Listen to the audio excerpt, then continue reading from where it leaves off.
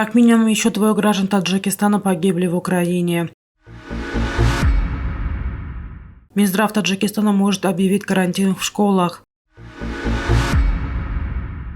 Великобритания дает торговые преференции развивающимся странам.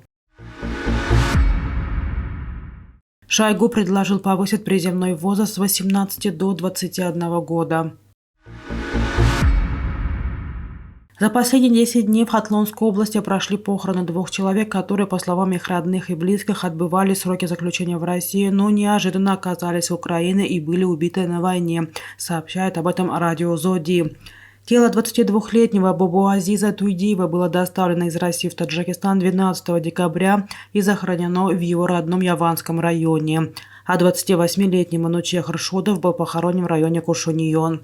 По словам родственников, Бабуазиз Туйдиев был задержан в России в сентябре 2021 года по обвинению в хранении наркотических средств и приговорен к 6 годам лишения свободы.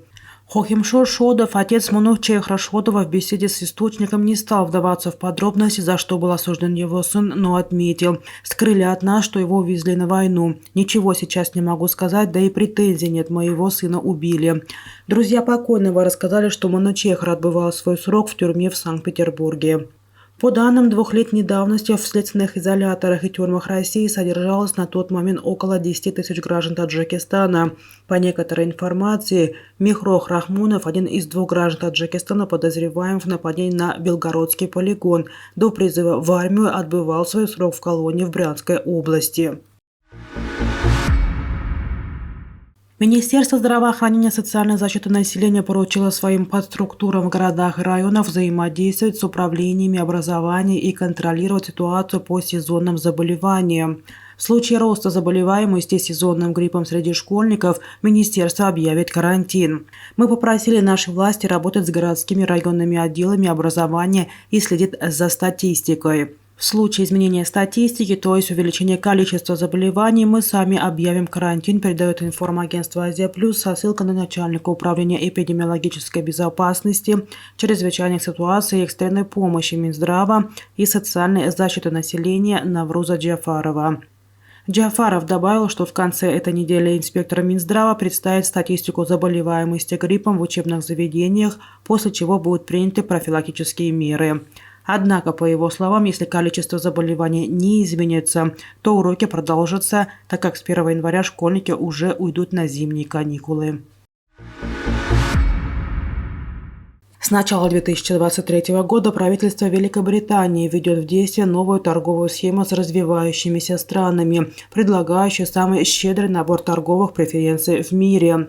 Целью данной схемы является стимулирование роста экономики и торговли 65 развивающимися странами мира, включая Таджикистан. Таким образом, с начала 2023 года Таджикистан сможет на льготных условиях экспортировать от 3000 до 6000 товаров в Великобританию. Под льготными условиями подразумевается полное устранение таможенных пошлин либо применение значительно сниженных тарифов. Под такие льготы подпадает около 85% товаров с экспортным потенциалом из Таджикистана, включая одежду и продукты питания. Стоит отметить, что в рамках данной схемы идентичные льготы получили также Узбекистан и Кыргызстан, в то время как гиганты экспорта Индия и Индонезия не были включены в данную схему в целях защиты интересов развивающихся стран. Торговая схема для развивающихся стран является важной вехой в развитии британо-таджикских отношений, обеспечивая свободную и справедливую торговлю между странами. Схема помогает развивающимся странам диверсифицировать линейки экспорта и дать импульс развитию собственной экономики, а британским потребителям получать выгоду от более низких цен и более широкого выбора товаров. Министр обороны Российской Федерации Сергей Шойгу заявил о мерах в ответ на запланированное расширение НАТО на севере Европы и наращивание военного потенциала Альянса у российских границ. Выступая на расширенной коллегии ведомства в среду 21 декабря, он предложил повысить призывной возраст с 18 до 21 года, а предельный возраст призыва увеличить до 30 лет. Кроме того, планируется обеспечить возможность по желанию граждан поступать на военную службу по контракту или быть призванными с первого дня прихода на службу, указал Шойгу. Он призвал довести численность ВС Российской Федерации до 1,5 миллиона человек, а численность контрактников до 699 тысяч человек. Он также сообщил о намерении продолжить войну против Украины до полного выполнения задач и предложил провести более подробное обсуждение мер на закрытой части заседания. Шойгу указал, что в ходе мобилизации было призвано 300 тысяч человек, а освобождены от призыва с целью поддержания экономики 830 тысяч человек.